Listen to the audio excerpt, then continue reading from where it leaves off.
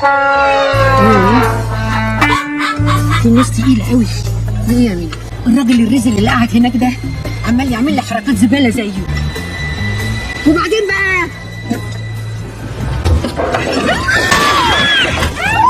حلمك بس عليا يا مأمون بيه. المسألة إن الأستاذ يوسف ضرب المجني عليه ضرب مبرح، شال فطل وشه خالص. بس يبقى يتحبس. انت بتقول ايه يا مأمون؟ القانون لازم ياخد مجراه. ابني ضرب الراجل، يتحبس. خلاص يا باشا، التقرير الطبي ما فيهوش أي حاجة خالص، شوية سحاجات على شوية ردود، والراجل اتنزل عن المحضر كمان. والراجل الحيوان ده يتنازل ليه؟ احنا بقى مش هنتنازل.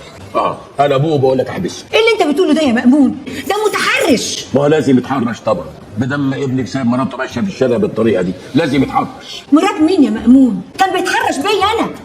شوف، بيتحرش بيك انت؟ هو انت بقى بيتحرشوا بيك دلوقتي يا حميده؟ والله العظيم يا استاذ مأمون، طول ما كنا قاعدين بالمطعم ماشي على عيونه وعلى عيونها، كل شويه رقص لها هيك بحواجبه يبعت لها بوسه. بوسه. وانت ايه اللي في ساده صحيح؟ رقصه.